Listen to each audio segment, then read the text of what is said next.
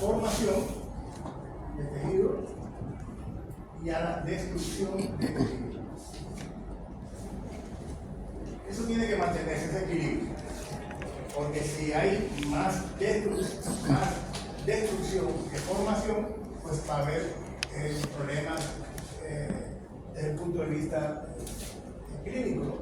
Igualmente, si hay mucha formación, pues también va a traer problemas en el desarrollo del tejido óseo como tal. Hoy vamos a hablar sobre 4 patologías.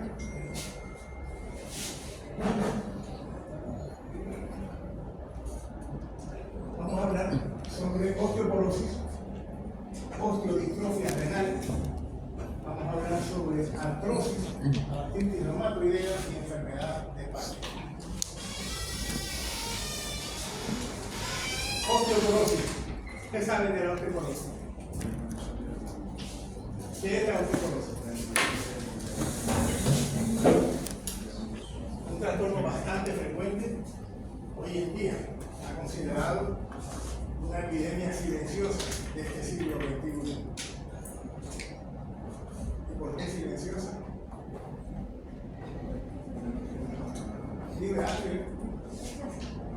Porque es asintomática hasta que no aparezcan las complicaciones. ¿Cuáles son las complicaciones que da la osteoporosis? Debilidad ósea. Debilidad ósea afecta la densidad de los huesos. Sí, eso se caracteriza, pero ¿cuáles son las complicaciones? Las fracturas patológicas. Muchos de los casos se diagnostican precisamente a partir de una fractura patológica. Yo tengo un particular caso de una hermana que nunca falleció de nada.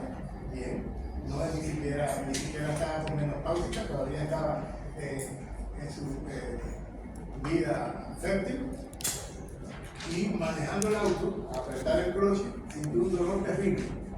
Dolor terrible, una fractura patológica, y a partir de ahí, lo que se hizo en su vello óseo y está en una osteoporosis terrible. Entonces, muchas veces se diagnostica así, de manera fortuita, a partir de una. Entonces, con el más mínimo traumatismo se puede provocar. Peña decía que había debilidad del tejido óseo. ¿Por qué se produce la debilidad en la osteoporosis? ¿Qué es lo que pasa? ¿Por qué se vuelven débiles los huesos? Si no me equivoco, es porque se disminuye la cantidad de estrógeno, y eso es porque los estrógenos tienen eso que... en las mujeres. En las mujeres menopáusicas, evidentemente la disminución de las hormonas pues, favorece eso, pero no siempre, y en los hombres. Bueno, esa no es la causa fundamental. ¿Qué es lo que pasa realmente en el tejido óseo que se produce la osteoporosis? Fíjate que dice porosis. ¿Qué pasa? Disminuye la densidad ósea. O sea, hay una afectación importante de la masa ósea.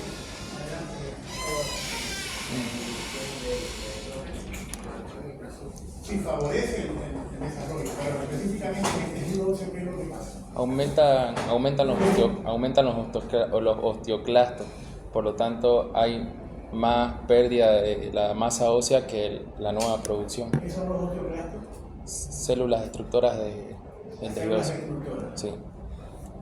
Son estas, las Sí. que contribuyen a esto. Las que contribuyen a esto, ¿cómo se llaman? Osteoblastos. Osteoblastos. Estas provienen del tejido mesenquimatoso, y estas de acá son un derivado del tejido hematopoyético. Forman parte de los macrófagos. Entonces tienen diferente origen, y la actividad osteoblástica y osteoclástica es la que tiene que estar en equilibrio. Bueno, vamos a ver que la osteoporosis es una distribución, como bien decía Yassi, de la masa ósea, con afectación importante a la estructura y a la arquitectura del tejido óseo, tanto al hueso cortical como al hueso trabecular o esponjoso. ¿Saben que el hueso tiene? Yo soy un mal dibujante, tiene el hueso cortical y el hueso esponjoso o trabecular, que es el que está llenito de trabécula y espacio vacío. Lo que hacen es la osteoporosis, que disminuye las trabéculas y aumentan los poros, el hueso hace más débil. Pero también hay afectación a nivel del hueso cortical, que van a ver cuáles son las alteraciones. Esto tiene una serie de canalículos muy pequeños, que no son visibles desde el punto de vista macroscópico, que son los canalículos de Halber. Y bueno, esto también se va a profundizar y se va a debilitar también el hueso cortical. Vamos a hablar sobre eso. ¿Qué es la osteodistrofia renal? ¿Ha oído hablar de ella? Fíjense que dice osteodistrofia renal. ¿Qué es la distrofia?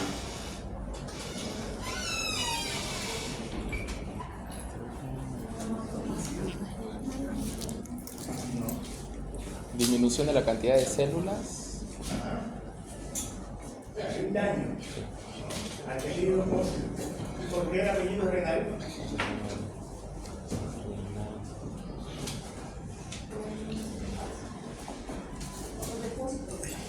Este trastorno se observa como consecuencia o en aquellos pacientes que son portadores de enfermedad renal crónica. Donde va a haber una alteración muy importante del metabolismo del calcio, del fósforo, también de la hormona, la que regula el equilibrio entre estos dos minerales, y también de la vitamina D. Acuérdense que la vitamina D, el riñón tiene un importante papel en la síntesis y activación de la vitamina D. Es esto lo que va a pasar acá en el curso de la enfermedad renal crónica. ¿Qué cosa es la artrosis?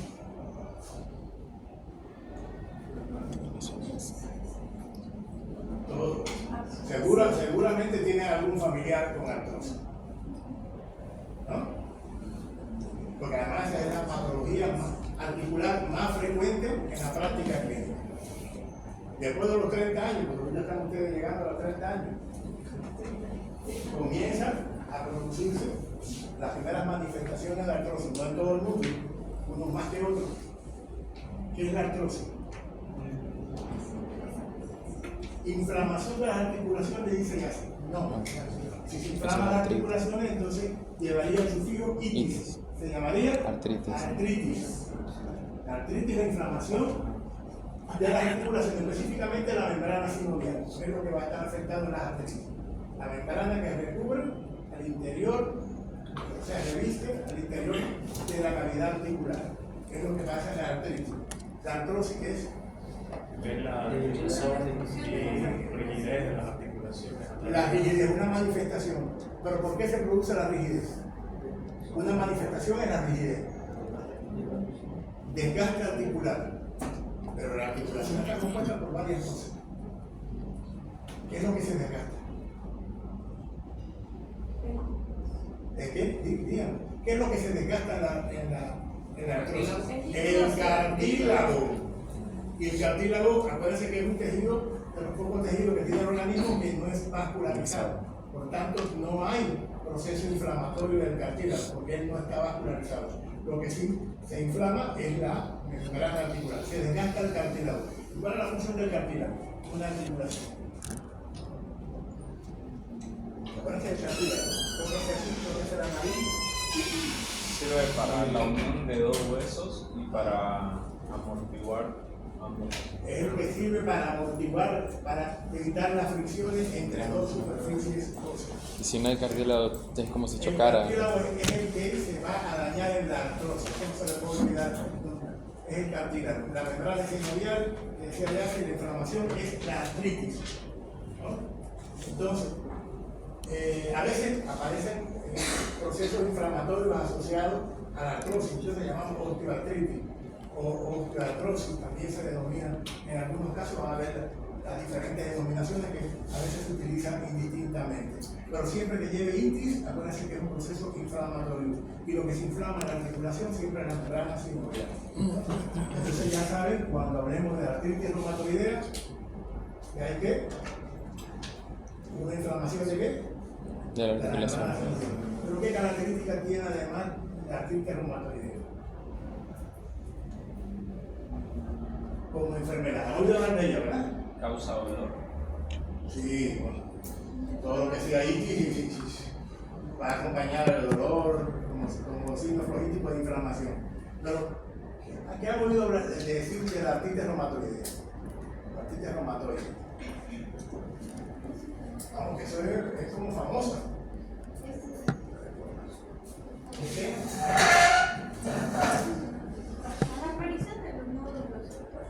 La aparición de los nódulos subcutáneos es una de las manifestaciones. ¿Y dónde aparecen los nódulos subcutáneos? En la articulación nada más.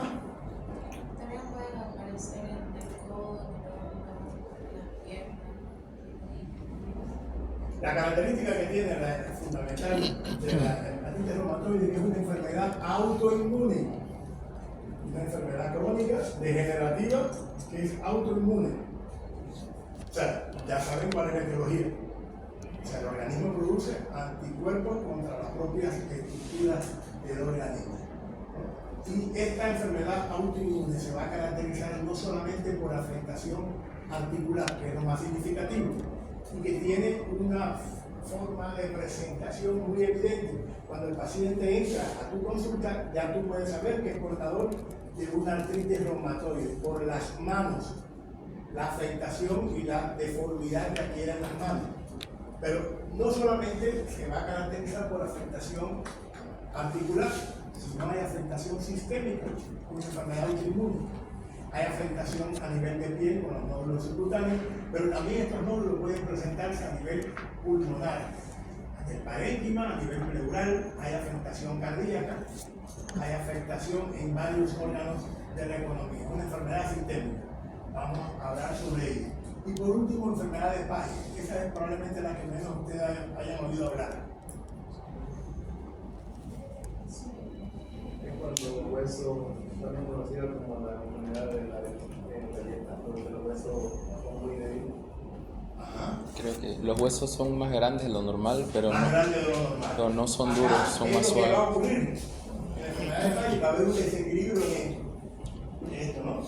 Pero aquí va a haber un exceso de formación y un exceso de destrucción, que va a dar como lugar a que haya formación de huesos muy grandes, pero al mismo tiempo débiles y fácilmente deformables, ¿no?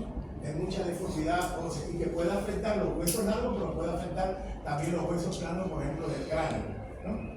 Así que eso es más o menos lo que vamos a ver en la clase de hoy. Comenzamos con la osteoporosis.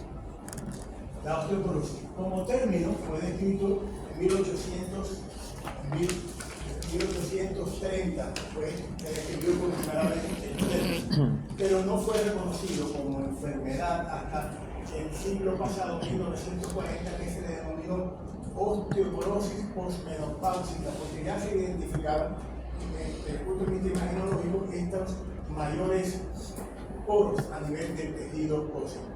En el año 1993, la Organización Mundial de la Salud definió la osteoporosis como un trastorno sistémico esquelético, o sea, que afecta a todo el sistema esquelético del cuerpo, caracterizado por una disminución de la masa ósea, como lo había dicho Yassi, y un deterioro de la microarquitectura del tejido óseo, que incrementa la fragilidad del mismo con el consecuente aumento del riesgo de fracturas en los pacientes. Este fue el concepto que dio la Organización Mundial en 1993. Años después, en el año 2000, el concepto ha ido variando, se ha modernizado un poco, lo vamos a ver ahora, ¿no?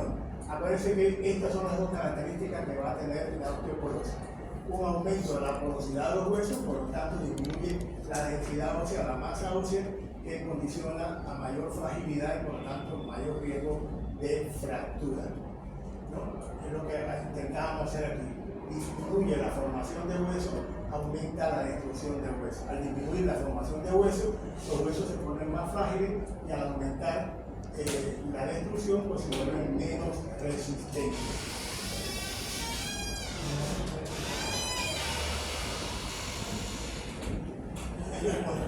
También les comentamos que la afectación tanto es al hueso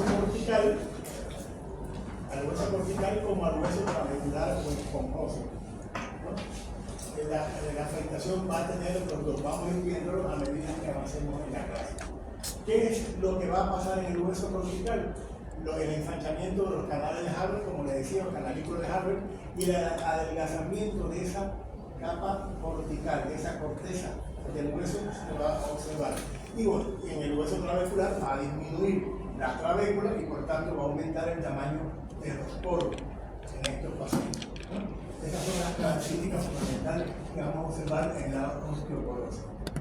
Les decía que a partir del concepto de la Organización Mundial en el año 93 surge un nuevo concepto en el año 2000. Este fue emitido por el Panel de Consenso de Salud de los Estados Unidos y simplificó la definición diciendo que la osteoporosis es una enfermedad esquelética caracterizada por una disminución de la resistencia ósea. Ya el concepto de resistencia ósea es mucho más abarcador porque ya no solamente habla de la estructura ósea, sino del funcionamiento, ¿no?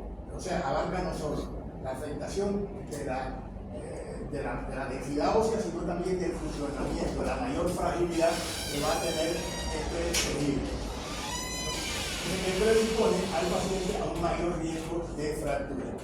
Por tanto, lo que se introdujo en este concepto fue el término resistencia ósea, que es, por tanto, la combinación de la densidad y también de la calidad, o sea, que tiene que ver con el funcionamiento del tejido óseo como tal.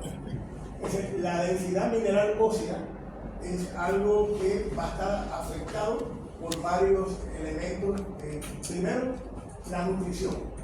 Si nosotros comemos adecuadamente una buena dieta que contenga vitamina D, calcio y otras vitaminas, pues favorece la densidad ósea y la densidad mineral ósea de nuestro tejido. Si hacemos ejercicio también y llevamos un nivel de vida saludable que implique no fumar, no consumir bebidas alcohólicas de manera frecuente, pues esto va a favorecer que tengamos una densidad mineral ósea adecuada. Pero si hacemos todo lo contrario, pues se puede afectar. Recordar que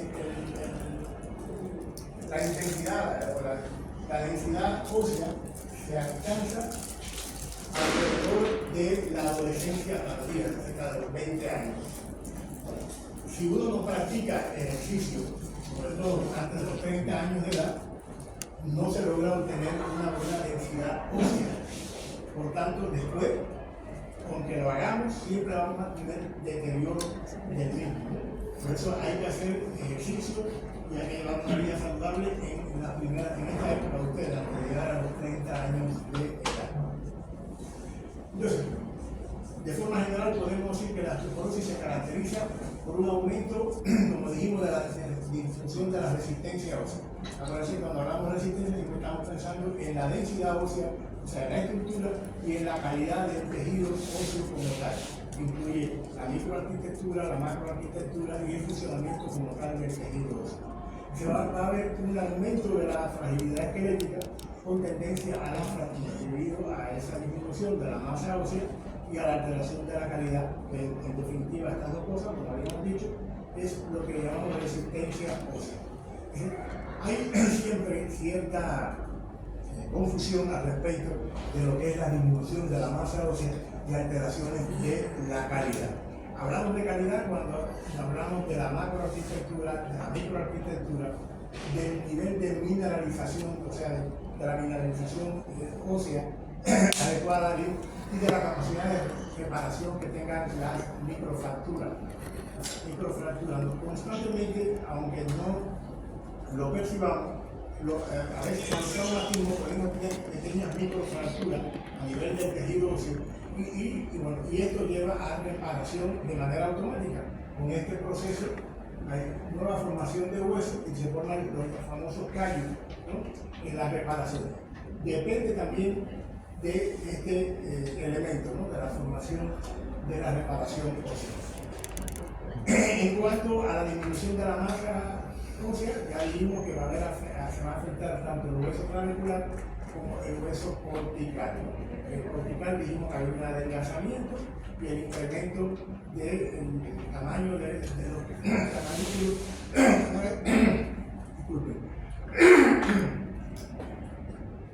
los canales de Harvard. Y en el hueso clavicular, bueno, las clavículas se van a disminuir o incluso a desaparecer. de los poros como tal.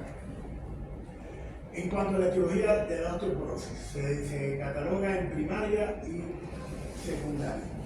La primaria incluso se divide en dos, tipo 1 y tipo 2. La tipo 1 es la menopausia, que era la que usted insistía, con la disminución de los estrógenos en la mujer.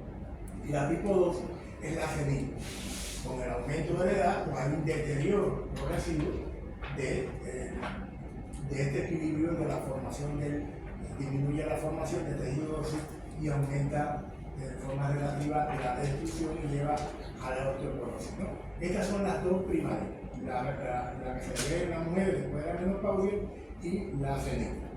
La secundaria puede ser relativa a enfermedades nutricionales, endocrinas, aquí endocrinas, gastrointestinales, por medicamentos y sobre todo por estilo de vida inadecuado, ¿no? El consumo de tabaco, de alcohol y bajo consumo de calcio en la dieta, pues también favorece el desarrollo de osteoporosis. Entonces, como les comentaba, como bien ustedes decían anteriormente, la osteoporosis es una enfermedad que es asintomática hasta que no aparecen las complicaciones. Y la complicación por excelencia es la fractura osteoporótica, que se puede dar al más mínimo traumatismo, puede aparecer una fractura patológica, ¿no? Entonces, por esto, esta enfermedad es considerada como una epidemia del siglo silenciosa del siglo XXI. ¿Y por qué epidemia? Porque cada vez aumenta mucho más la frecuencia, por los mismos factores de riesgo a los que mencionamos.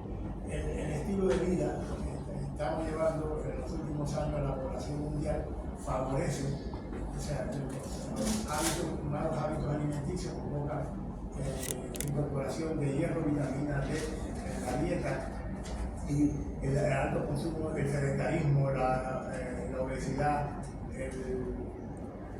el hábito de fumar, el consumo de alcohol, todo esto, el sedentarismo, la poca actividad física, todo esto favorece a que cada vez contribuya más. Además, hay que sumarle, hay una tendencia al envejecimiento de la población mundial. Entonces, por tanto, hay mayor frecuencia de la aparición de osteoporosis por la cantidad de personas de la tercera edad que poblamos el mundo actualmente.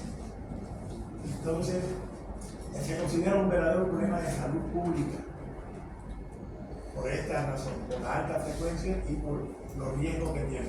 Disminuye la calidad de vida de los pacientes una vez que se producen las fracturas, pues trae alto consumo de recursos para el sistema de salud, que esto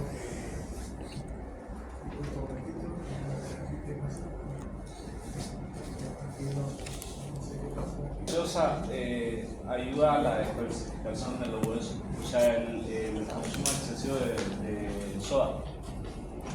Específicamente el mecanismo por el cual lo produce, no sé, pero bueno, se ha hablado tanto de la Coca-Cola que, bueno, en lo particular, yo nací en Cuba. En Cuba no existe Coca-Cola. Y además siempre me educaron, desde chiquito, que las aguas negras del imperialismo no eran buenas. Yo probé la Coca-Cola a los 38 años de edad. Se puede imaginar que cuando la probé yo dije, ¿esto es la Coca-Cola? No me gusta. Y no tomo Coca-Cola. Tomo Fanta, Sprite. La mayoría que me gusta muchísimo, pero Coca-Cola no. Realmente se habla muy, pero realmente no te podría decir con exactitud cuál es la acción específica, ¿no? Porque, a ver, han visto que ponen los huesos de pollo dentro de la Coca-Cola y han visto cómo se reblandecen, ¿verdad? ¿Por qué el mecanismo por el cual se produce eso? No podría explicar. Pero me ha motivado a revisar al respecto. Quiero que también ustedes lo hagan para que vean, a ver. Y además, ustedes que son bastante tomadores de Coca-Cola. Y si quieren hagan la prueba, tomen y echen un hueso de pollo dentro de una botella de Coca-Cola y observen el resultado para acá.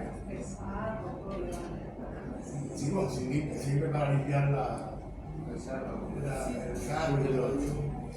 Yo me vio, ahora hablando de la Coca-Cola, no, yo nunca he tomado Coca-Cola, no me gusta. O sea, tiene que ser por obligación.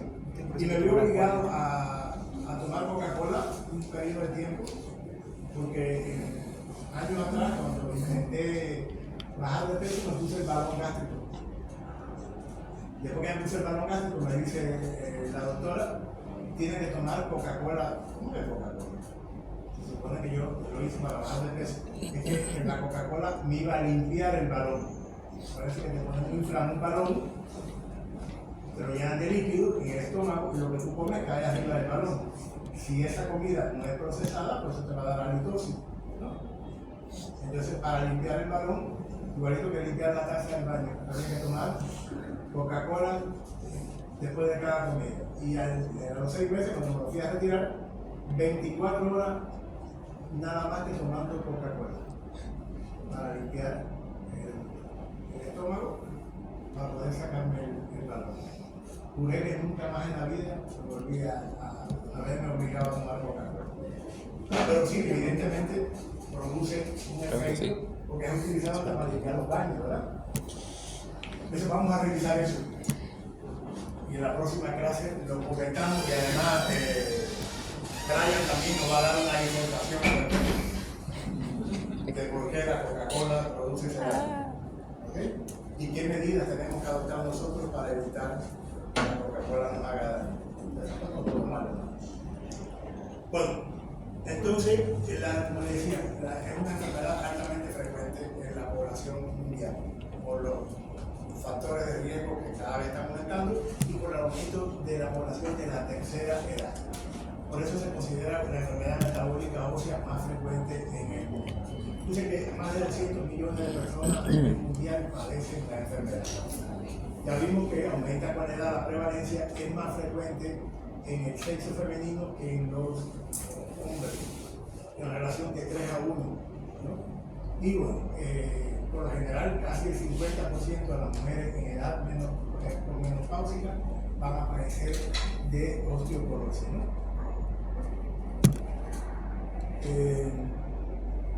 Lo que les comentaba anteriormente, con una mínima intensidad de traumatismo, el más mínimo, le puse el ejemplo de mi hermana que con apretar el clutch del auto fue suficiente para que comenzara el dolor y al final era una fractura patológica, ¿no?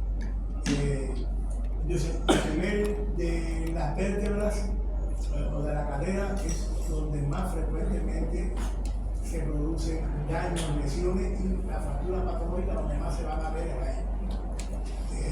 Con mucho dolor, que es la característica fundamental que tiene el paciente, pero además por la afectación a nivel de la columna produce un aplastamiento de las vértebras y eso puede llevar a deformidades de la columna vertebral, a acortamiento de la talla y al encorvamiento que tienen muchas personas. Han visto que muchas personas se joroban, le dicen la joroba de la viuda, sobre todo las mujeres que se encorvan y disminuye la estatura, es debido fundamentalmente al aplastamiento de las vértebras. Aquí pueden ver, a ver, no acá no, está la otra diapositiva anterior, donde se ve el aplastamiento de las vértebras, por ahí lo vamos a ver más adelante, ¿no?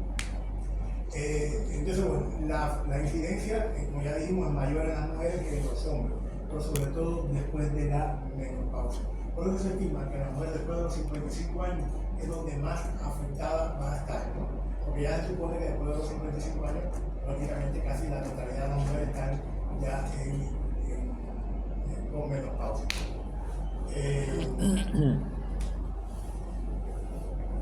La patogenia ya lo sabemos todo. Hay una disminución de la formación ósea y un aumento de la reabsorción ósea o de la destrucción del tejido óseo. Acuérdense que, como bien decían ustedes, la formación ósea está a cargo de los osteoblastos, la actividad osteoblástica y la destrucción a nivel de los cargos de las células osteoblásticas, que son células multinucleadas y que provienen del tejido hematopoyético, de los macrófagos, mientras que estos provienen del tejido mesenquimatoso.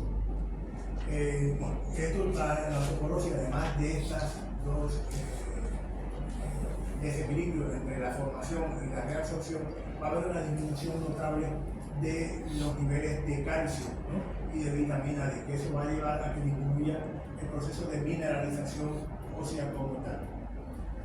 Al final, es lo que va a causar la disminución función de la resistencia ósea, por eso que incluye la densidad y la calidad del tejido óseo como tal. ¿Cuáles son las manifestaciones clínicas? El dolor. El dolor puede ser, sobre todo cuando aparece la fractura, mientras tanto es asintomático. Cuando aparece una fractura, bueno, las fracturas pueden aparecer a cualquier nivel, pero son frecuentes a nivel de la columna vertebral, a nivel de la muñeca, de la cadera, son los sitios donde más frecuentemente aparece fractura. Puede haber las deformidades a que decíamos mención anteriormente, y son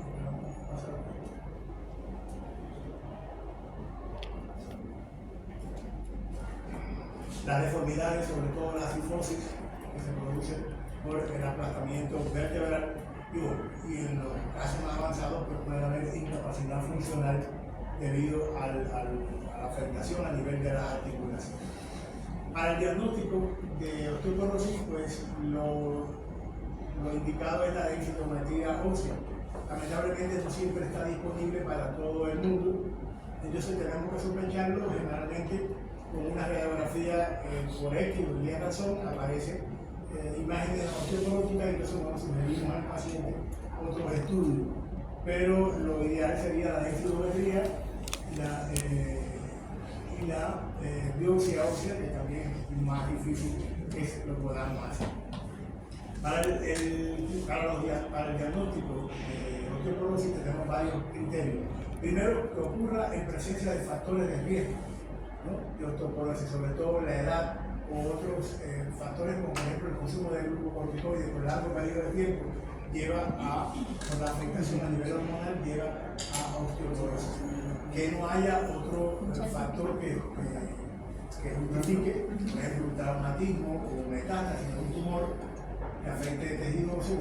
Si no existe eso, bueno, entonces en este caso, si se ha producido una fractura, la causa sería la osteoporosis. Y que afecte al hueso, cuya fractura sea propia de la enfermedad, ya sea vértebras thoracolumbares, la cadera o la muñeca, que son los sitios más frecuentemente afectados. ¿Cuáles son los cambios anatomopatológicos que vamos a observar en la osteoporosis? Según lo que hemos visto aquí, ¿qué es lo que más vamos a observar? El aumento de las porosidades. Aumento de la porosidad. ¿Dónde? En los huesos. ¿En qué parte del hueso? En el hueso trabecular. Va a aumentar la porosidad, va a disminuir por tanto la trabécula. ¿Qué otra cosa? ¿Eso es dónde? En el compacto o cortical.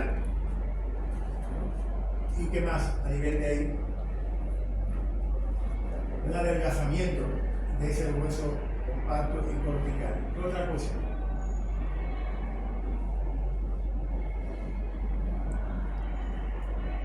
Disminución en la producción de calcio y vitamina D. La disminución de los niveles de calcio y vitamina D. Okay. Bueno, va a haber, como bien, una reducción de la masa total ósea. Eso va a llevar a que el hueso se vuelva más delgado, que tenga mayor fragilidad. Va a haber la fractura patológica. Ya dijimos que los lugares fundamentales de fractura patológica son la muñeca, la columna vertebral, que es la más afectada, y la cadera. Sobre todo las pacientes de la tercera edad saben que caen y automáticamente hay casi siempre fractura de cadera. Ahí en el hueso trabecular, como bien decía Astrid, hay una disminución y también Peña, disminución de la trabécula y aumento de la porosidad. Y bueno, y tampoco, eso va a llevar a pérdida de interconexiones en el tejido óseo como tal. Así que es lo que va a dar lugar a esto, ¿no? A que aparezca mucha más porosidad al disminuir las trabéculas. En el hueso cortical disminuye la espesor de la cortical, son más finos, adelgazamiento de esta capa, y aumenta el tamaño de los canalitos de agua en estos. Hay un aumento de la reabsorción ósea por actividad osteoclástica, va a aparecer desde el punto de vista microscópico un aumento marcado del número de osteoclastos, que son células multinucleadas. Por ahí hay una imagen que le puse de unos osteoclastos. Y hay una disminución de la actividad osteoblástica, o sea, disminuye la actividad osteoblástica a nivel del aquí, tipo de dibujito, para que recuerden bien, osteoclasto, acuérdense que hay que destruye y el osteoclasto es el que construye nuevo hueso. A nivel de la vértebra va a haber un adelgazamiento y bueno, es muy frecuente acá la fractura por conversión a nivel de la columna vertebral, responsable de mucho dolor en los pacientes. Y bueno, y a nivel del fémur proximal también es un sitio bastante afectado de osteoporosis que lleva a fracturas con gran frecuencia. Hasta ahí el tema de la osteoporosis. Veamos ahora osteodistrofia renal. ¿Qué dijimos que era la osteodistrofia renal?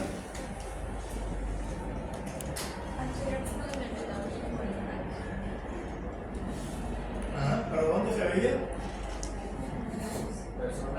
Insuficiencia renal. En personas con enfermedad renal crónica. Va a haber una afectación metabólica, metabolismo y sobre todo afectación de los minerales, calcio, vitamina D, hormonas paratormonas, fósforo, etc. Pero se ve en las personas con enfermedad renal crónica. Entonces es una, como bien dice así, una afectación, alteraciones óseas y mineralógicas en pacientes que tienen enfermedad renal crónica. ¿Qué era la enfermedad renal crónica? Lo vimos en la clase anterior. Yo sé que vienen ustedes disfrazados hoy, alumnos aplicados y estudiosos. ¿Qué cosa le dijimos que era la enfermedad renal crónica?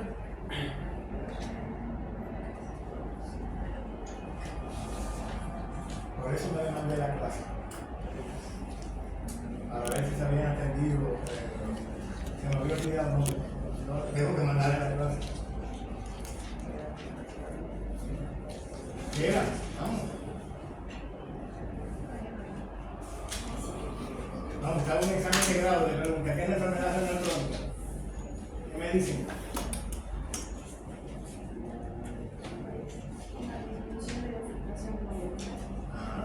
¿Qué más? 5. 5. 1, 2, 3, 4, 5. Así para terminar. La 1 y la 2 no hay, tiene que demostrar alteración al tejido. Las otras ya es 3, 4 y 5 es funcional puro. Una disminución por debajo de 60 mililitros por minuto por metro cuadrado, por 1,73 metros cuadrados de superficie corporal. Pero ¿qué otra característica tiene la insuficiencia renal crónica? ¿Y es crónica cómo es? Acuérdense que la aguda era de función súbita y que podía revertir.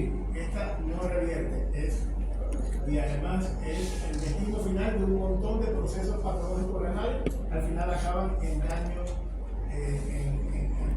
que puede ser, bueno, por más de 3 meses la disminución o afectación desde el punto de vista histológico, demostrado por el sedimento urinario, demostrado por el estudio imagenológico o por biopsia renal. Y además acompañado de esta disminución del filtrado glomerular por debajo de 60 mililitros por minuto por metro cuadrado, por 1,73 metros cuadrados de superficie corporal. Entonces, bueno, eso no se lo puede olvidar. Insuficiencia renal aguda y crónica siempre está en los exámenes.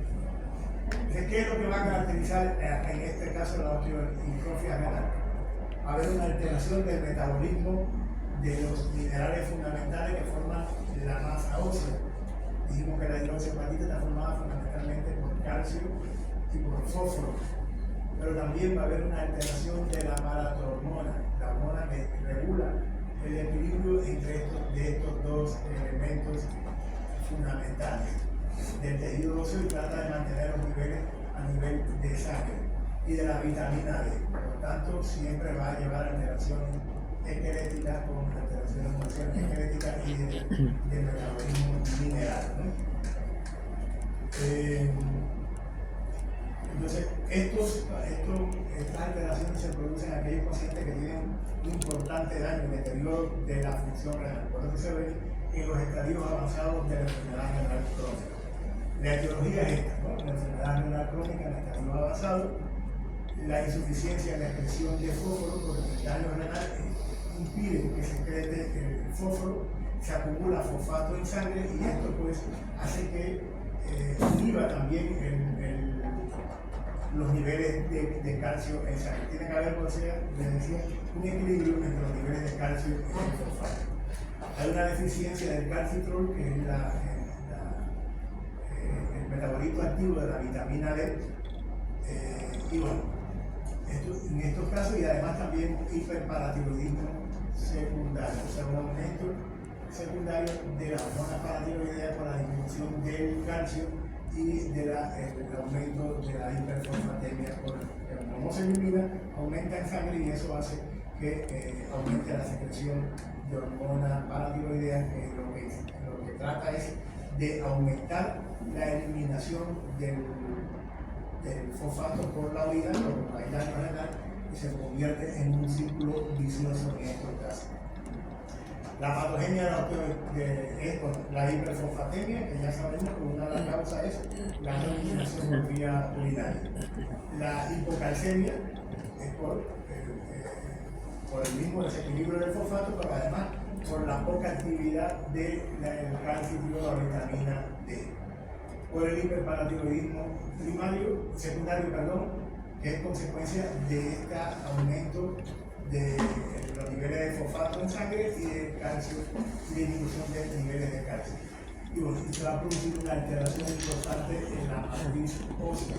Generalmente lo que va a caracterizar a la afectación es la osteitis fibrosa, o sea, es la formación de fibrosis a nivel del tejido óseo, que va a recubrir el tejido óseo. Acá yo puse unas alteraciones de anatomía patológica, creo que puse una máquina de osteitis acá. A nivel del tejido óseo se va a formar una especie de fibrosis. Acuérdense que la fibrosis es un mecanismo de la inflamación secundaria. O sea, acuérdense que la inflamación crónica, la inflamación crónica es el intento de reparación del tejido óseo, ya sea óseo o cualquiera, siempre va a llevar a fibrosis, a daño a nivel del tejido. Y esto lo que ocurre acá a este nivel, ¿no? Hay un aumento de la actividad osteoclástica, o sea, de destrucción, y al mismo tiempo una proliferación del tejido fibroso en ese intento de reparación de esa destrucción. Hay osteomalacia, que llamamos osteomalacia, al hueso que se vuelve blando y con poca mineralización, como una destrucción del hueso como tal. Acá, hay las calcificaciones metastásicas, una acumulación de calcio fuera del tejido óseo. Al descalcificarse, pues eso pasa a la circulación y este calcio, unido con los altos niveles de fosfato, pues va a llevar a la formación de calcificaciones, que son el acúmulo de hidroxiapatita en varios órganos del cuerpo. Aquí, por ejemplo, vemos que fuera del tejido óseo cómo está bastante acumulación de osificación del tejido blando en este caso. Y bueno, y está la enfermedad ósea dinámica, que es la disminución propiamente dicho de lo que es la remodelación ósea como tal. Artrosis. Artrosis, dijimos que era ¿qué? La destrucción del cartílago.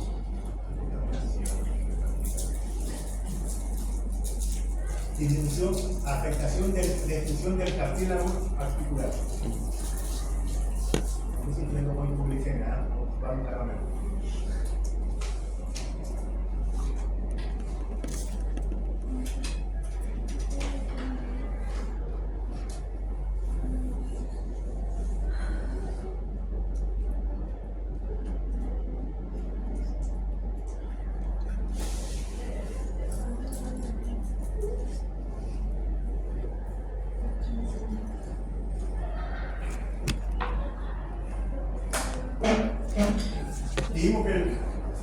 cartílago era el que iba a evitar la fricción entre dos huesos. Imagínense que se destruye el cartílago y se comienza la fricción entre los huesos. ¿Qué va a pasar al hueso? El hueso, como se está friccionando, pues él trata, y eso va a llevar a la lesión, él trata de reparar eso. El organismo trata, entonces lo que hace es aumentar ese hueso subcondral, o sea, el hueso que está por debajo del cartílago, va a aumentar, va a esclerosarse, va a aumentar. Entonces, lo vamos a ver imaginológicamente como más blanco a nivel de la radiografía. Vamos a ver ese hueso con mayor densidad. Y ese crecimiento de ese hueso no va a ser parejo, por eso es como si fuera rugoso. Y eso hace que la fricción sea mucho más, o sea, cause el dolor en la articulación. Entonces, ¿qué es lo que va a caracterizar? Bueno, los cambios en el hueso subcondral son esta esclerosis que se va a producir a nivel del hueso. Cuando hablamos de esclerosis es el engrosamiento de ese hueso. Va a tratar es como si fuera fibrosarse ese hueso y es lo que va a hacer que imaginológicamente tenga mayor densidad ósea. Va a haber un proceso de inflamación leve por la misma afectación a nivel de la articulación. Y en los intentos de remodelación articular, estos intentos van a dar lugar a la formación de los osteofitos. Vamos a ir a hablar de los osteofitos. Son espículas óseas que crecen y que son los que, cuando hay movimiento, pues producen mucho más dolor por aumenta el roce. Vamos a ver si creo que hay algunas imágenes aquí donde le puse algunos osteofitos. Como lo habíamos comentado, esta es la enfermedad más común en de la población de la tercera edad. A medida que aumentamos los años, Pero ¿cómo se llama a la enfermedad cuando el líquido sinovial no se ha vaciado, no hay líquido sinovial? eso es todo lo que afecta al líquido sinovial. El líquido sinovial es producido por la membrana sinovial. Y la membrana, toda afectación de la membrana sinovial le llamamos artritis. Todo lo que afecta a la membrana sinovial es artritis. La membrana sinovial cubre el interior. Vamos a intentar.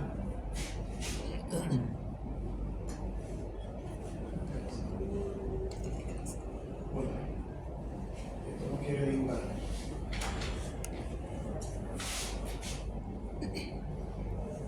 Este es el otro hueso, ¿no? Y esta es la cavidad articular. La membrana sinovial va a estar aquí.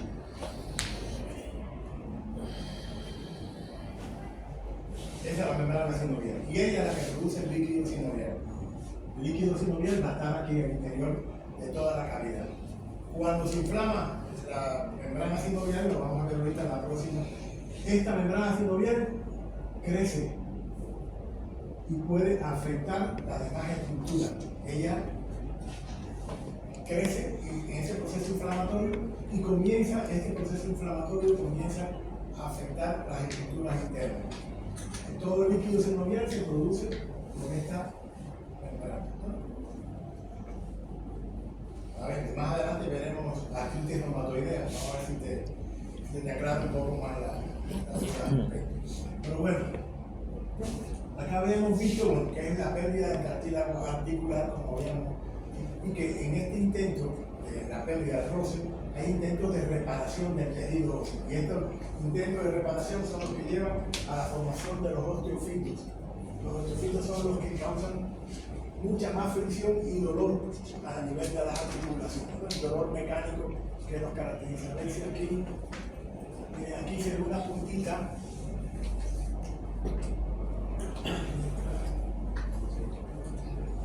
Aquí se ve lo tapa el hueso.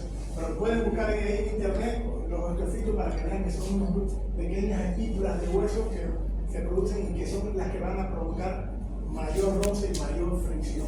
Pero es un crecimiento óseo que se produce en ese intento de remodelación, ¿no? De tratar de reparar el tejido, y lo que hace es provocar más daño como tal, ¿no? Ahora, la artrosis puede recibir diferentes nombres en la práctica clínica. Se denomina osteoartritis cuando, además de la rigidez, hay pérdida de la función articular. El paciente no puede articulación le llamamos osteoartritis. Y también se denomina osteoartrosis cuando el paciente tiene imagen radiológica de bastante deterioro, sin embargo el paciente no siente absolutamente nada. Se decimos osteoartrosis. Imagenológicamente hay un deterioro importante de la articulación, sobre todo a la rodilla, porque las articulaciones que más se van a afectar de la artrosis, ¿cuáles son?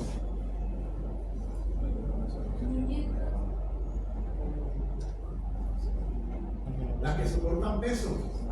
Imagínense mis articulaciones soportando este peso corporal mío. Mis tobillos, mis rodillas, la cadera, son las que más se van a afectar, porque son las que soportan peso. Por eso, la mayor parte de los pacientes comienzan la artrosis por dónde? Por la rodilla, porque es la que soporta en mayor cantidad de peso. Después los tobillos. Entonces, bueno, hay una clasificación que no está muy descrita, pero algunos la clasifican como primaria y secundaria. Primaria, cuando no identifica factores predisponentes, y secundaria, cuando puede identificar factores predisponentes como traumatismo previo. A partir de un traumatismo, un proceso inflamatorio que provoca el traumatismo, comienza un proceso acelerado de degeneración que puede llevar a esto también por malformaciones congénitas, etc. Entonces, ¿cuáles son las 4 características elementales morfológicas de una artrosis? Son estas que están ahí y me imagino que son preguntas de examen. Siempre es pregunta de examen. Cambio degenerativo del cartílago articular, que es la esencia de la artrosis como tal. El espesamiento del hueso subcondral, miren este el hueso subcondral. Se rompió, se desgastó el cartílago, y entonces el hueso subcondral, que es el que queda expuesto, es el que se va a engrosar, que es lo que le llamamos esclerosis del hueso subcondral. Que imagenológicamente lo vamos a ver como mayor densidad imagenológica, blanco se ve con una intensidad más blanca. Hay unos intentos de remodelación ósea, que es lo que va a dar lugar a la formación de los osteofitos. Entonces, en cuanto a la epidemiología, afecta a los hombres y más que a las mujeres, ¿no? Pero sobre todo a los hombres menores de 45 años y a las mujeres mayores de 55. También por lo que habíamos señalado anteriormente, la disminución de los estrógenos. Aumenta con la edad, por tanto, es una enfermedad que va a estar caracterizada va a estar aumentada por la prevalencia, va a estar aumentada por el envejecimiento de la población. Todas las razas van a ser afectadas y afecta a todas las articulaciones, pero fundamentalmente aquellas que soportan peso como tal. La edad, como ya hemos dicho, es uno de los factores elementales. A medida que aumenta la edad, pues aumenta el riesgo de padecer osteoporosis por el mismo desgaste de las articulaciones, por mayor acúmulo, no porque sea por el envejecimiento como tal, porque ese dilema siempre está. La artrosis es una enfermedad del envejecimiento, pero no todas las personas viejas desarrollan artrosis al mismo tiempo, ni con la misma intensidad. Realmente eso depende del nivel de traumatismo que reciba la articulación.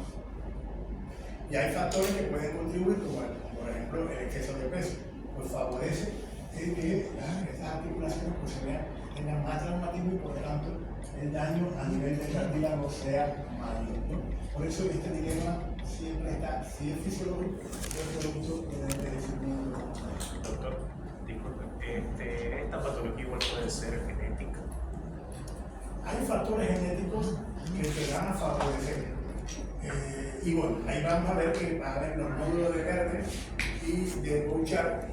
Las personas que tienen un miembro de la familia, con eso casi toda la familia lo van a tener. Vamos a ver qué son las deformidades estas que se van a ver a nivel de los dedos y que generalmente aparecen alrededor de los 40, 45 años de edad.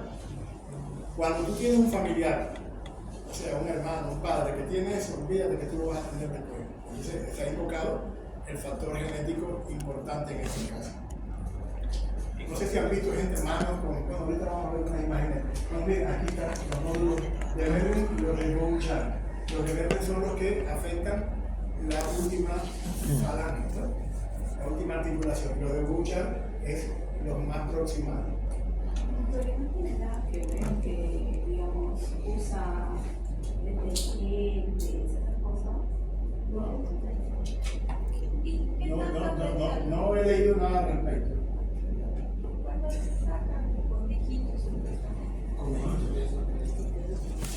Cuando suena el dedo, así, esto. Eso. No, pero eso no. O sea, de eso leí, doctor, que lo que pasa es que en el líquido sinovial a veces se forman burbujas de aire. Entonces cuando uno los hace sonar revientan las burbujas. Pero luego de un tiempito se vuelven a formar de nuevo y es por eso que uno puede hacer sonar todas las veces que quiera. Pero no afecta en nada. Pero eso no afecta, no. Hicimos bien, le damos movimiento a la articulación. Todos comenzaron a hacerlo. No he leído nada al respecto que afecte eso. Hay personas que cuando se mueven suenan súper bien, ya sea el hombro, el brazo, la pierna. Es como una persona Crocante, una persona crocante. Y algo que caracteriza a las personas con artrosis es la crepitación. La crepitación. Cuando usted un paciente con artrosis, usted le toca la rodilla, usted la oye y la siente crepita, porque es lo que usted está. Recuerda que está friccionando los huesos ahí. Eso cruje, que es una barbaridad. Lo oyes y lo sientes crepitar en la mano. Ese es el único dato al examen físico de un paciente con artrosis. Cualquier articulación, usted le toca, sobre todo la rodilla, y hace corro, ya, eso es artrosis. Y si dice, me duele acá, me duele allá, fíjate que este que tiene acá también es artrosis. Lo que pasa es que acá es más difícil que pueda morir. Pero en la rodilla es donde más lo siento cuando se mueve. Eso, la crocancia esa que decía.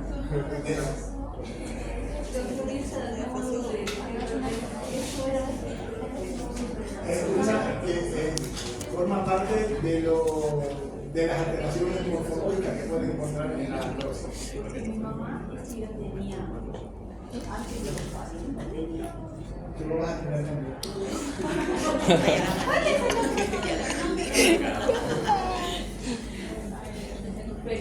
Es hereditario. Pero lo que hago es decir, si tu familiar, tu mamá o tu papá lo tuvieron, tú lo vas a tener también. El verde y los buchar. Ahorita lo vamos a ver ahí. Estos son los de verde. Los que están aquí en los más distales. Y los más proximales son los de buchar. Por la obesidad. Ustedes saben todos los años que produce. Yo estoy consciente de eso. Yo estoy intentando. Ay, Dios. Dame, perdón. Ahorita lo más. Bueno, tú haciendo el esfuerzo, ¿no? Hacemos el esfuerzo. Los traumatismos por la actividad que desarrollemos, sobre todo las actividades deportivas, por ejemplo, los bailarines de ballet, ¿dónde es que tienen más artrosis? Los dedos de los los pies. tobillos y las rodillas. Los pitchers, bueno, acá no hay mucho béisbol, pero yo en mi tierra sí no jugamos fútbol, pero sí béisbol. El hombro, el lanzamiento, es donde más se van a afectar. ¿Y los boxeadores? Porque el fumar, el mecanismo por el cual provoca deterioro de osteoporosis y artrosis no está claro, pero que sabe que produce afectaciones importantes. Aquí estaba en cuanto a la patogenia, lo que habíamos explicado, que ahorita decía Araya, cuál era la función fundamental del cartílago, porque es lo que tenemos que saber. Acuérdate que aquí concentra el estrés, el golpe, es lo que evita que haya, cuando hay un traumatismo o una fricción muy brusca de la articulación, evita que eso se amortigua, como decíamos, y es el que va a provocar, el que va a proveer ese colchón para evitar que haya que no haya roces en la superficie articular.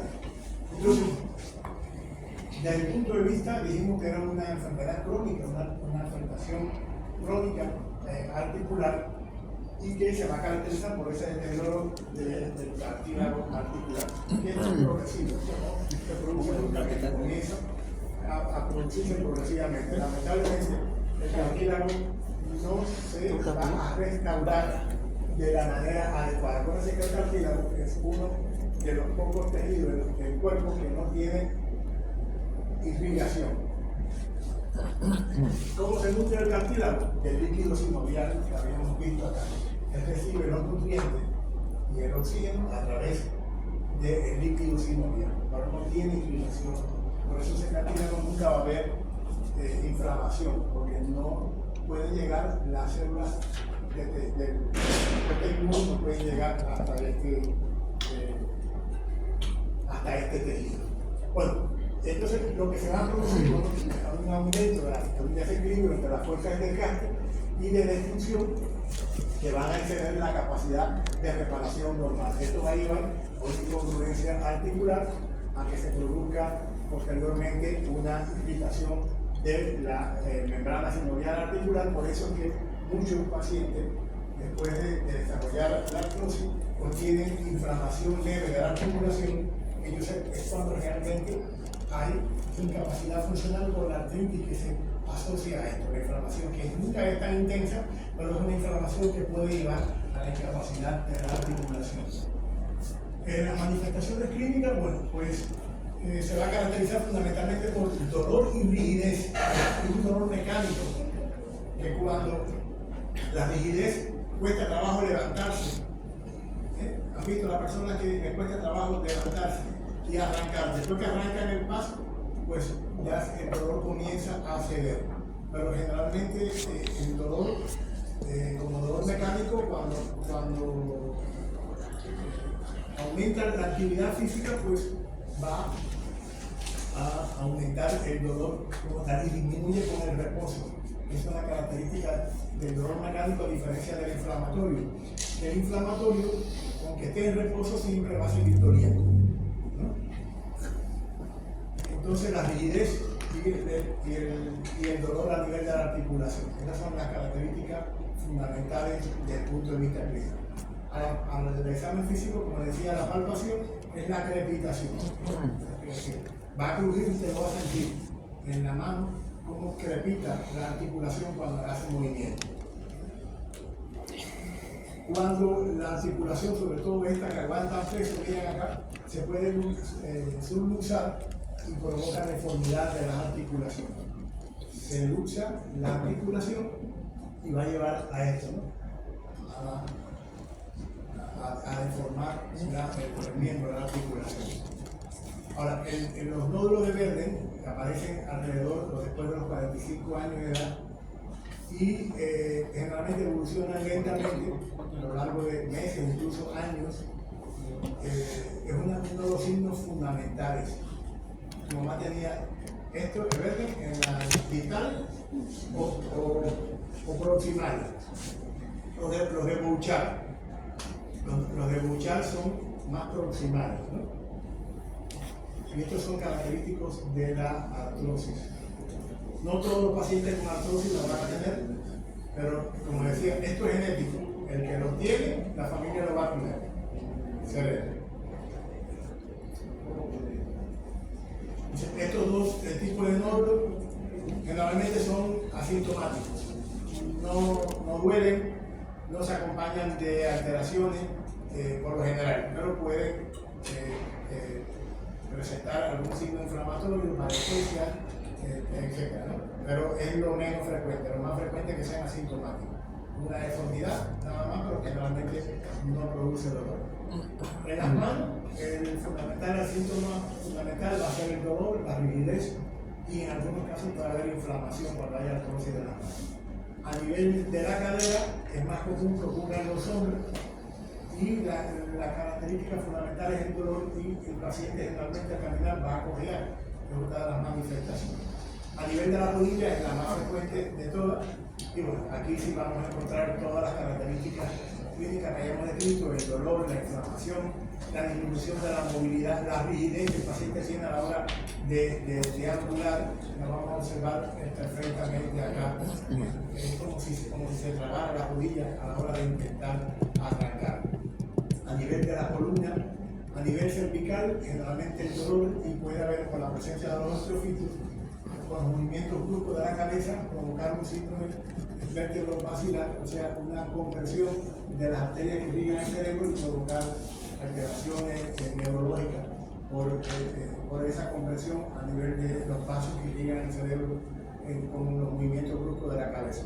A nivel dorsal es mucho menos frecuente la afectación de la artrosis de la columna dorsal, pero la lumbar sí es bastante afectada y se va a caracterizar fundamentalmente por el dolor, y es la que va a llevar a que se produzcan las hernias discales, que va a llevar a la crisis de ciatalia, etcétera, que son frecuentes en estos pacientes.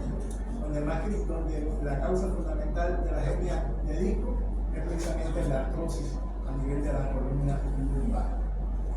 En cuanto a las alteraciones anatomopatológicas, ¿qué es lo que vamos a ver? Ya sabemos el desgaste del cartílago articular, la esclerosis del hueso subcondrial, que es ese crecimiento que vimos aquí, ese crecimiento del hueso subcondrial que vamos a observar ahí.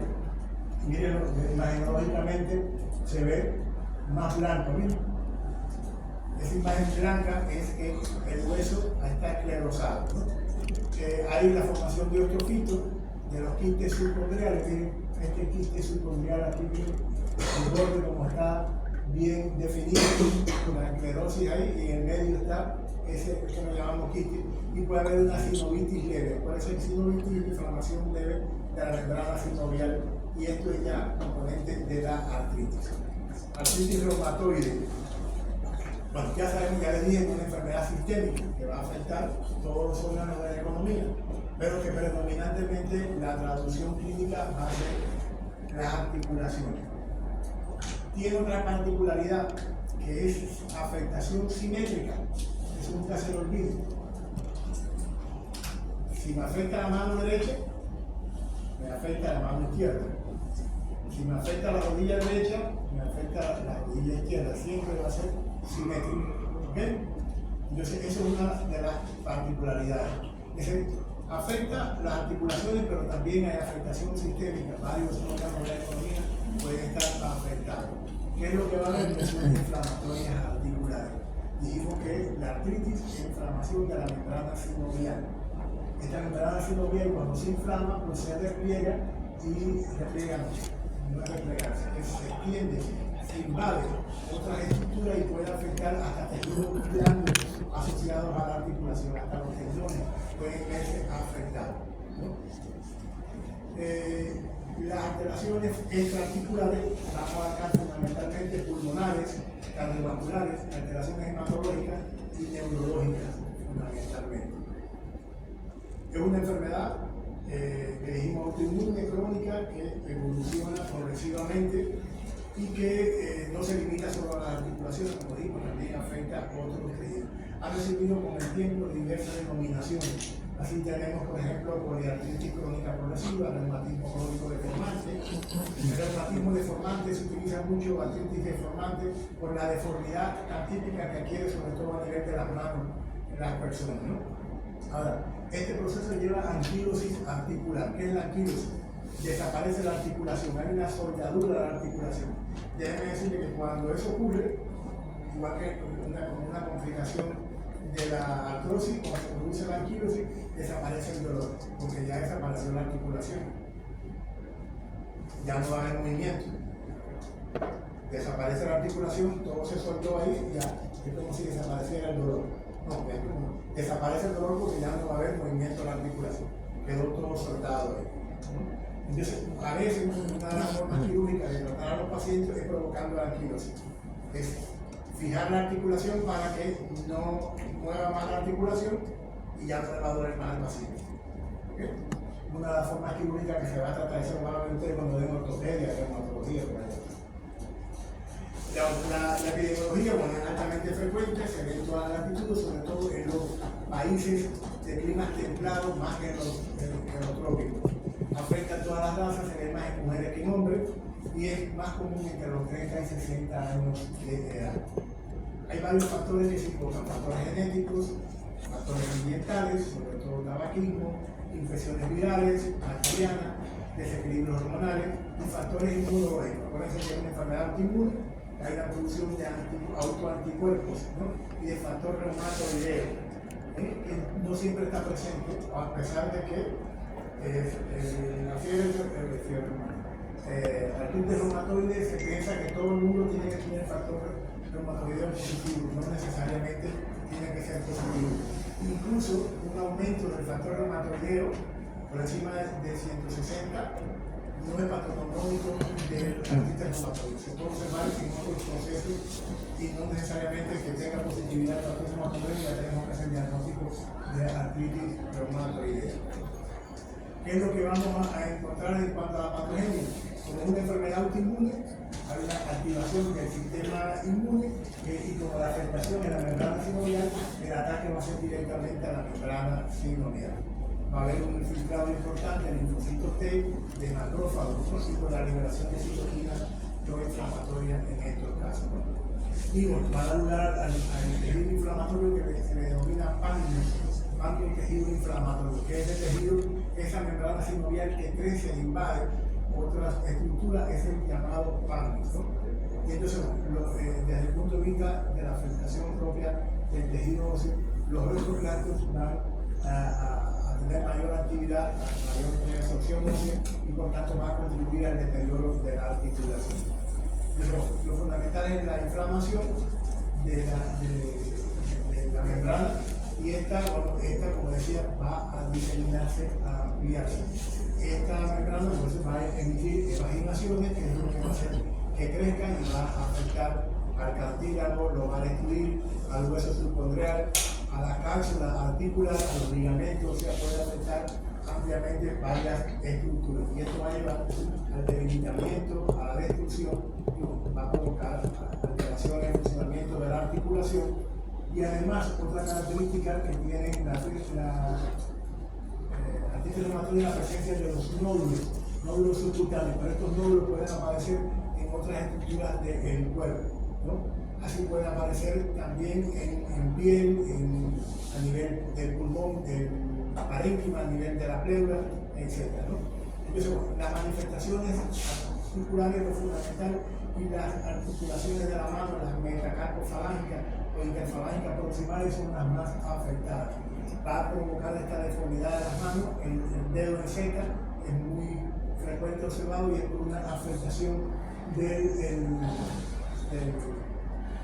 músculo extensor corto del pulgar, ¿no? Los pies también se van a ver afectados de manera importante. La manifestación más importante es el alus palmo, el manete, que le llamamos el alus palmo, o manete, la aparición del manete es una manifestación importante, ¿no? Ahí tienen algunos de los aspectos que pueden afectar el pie. Hay manifestaciones generales, sobre todo anorexia, adelgazamiento, puede haber febrícula, nunca llega a fiebre por encima de 38. Afectaciones de piel, fundamentalmente los nódulos y otras afectaciones que pueden dar también. A nivel respiratorio puede haber pleuritis, derrame fibroso y la presencia de nódulos a nivel pulmonar. A nivel cardiovascular, los nódulos reumatoideos no son tan frecuentes, pero pueden verse, ¿no? Y pudiera llegar a producir valvulopatía en estos casos. Puede producir polineulopatía. Y bueno, el sistema hemolítico generalmente se caracteriza por splenomegalia y presencia de adenopatía que cruzan con él. Afectación de varias estructuras a nivel del ojo con inflamación de estas estructuras. Radiológicamente, bueno, pues lo que vamos a observar en las imágenes radiológicas va a haber una alteración, una imprecisión de lo que es la membrana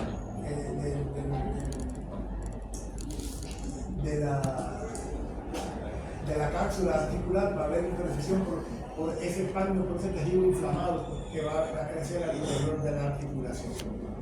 El factor reumatoideo puede ser positivo en el 50% de los casos. Como les dije, en el patognomónico de estos procesos, las proteínas plasmáticas pueden estar alteradas también.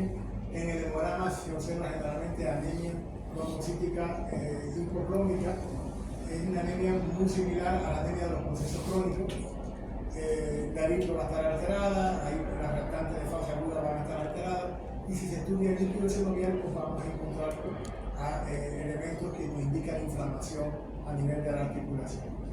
Los criterios diagnósticos que se establecen para la artritis reumatoidea es esto: la tendencia a aparecer en adultos jóvenes, la participación simétrica de articulaciones, la presencia de signos de inflamación o signos flojísticos, la afectación de las manos, las articulaciones metacarpofalángica e interfalángica proximales, la presencia de deformidad y anquilosis y las reacciones serológicas positivas, sobre todo en el 50% de los casos. Existen los criterios del Colegio Americano de Reumatología y bueno, para hacer el diagnóstico tenemos que tener 4 de estos signos que están acá y por lo menos del 1 al 4 deben estar presentes por lo menos durante 6 meses para hacer el diagnóstico.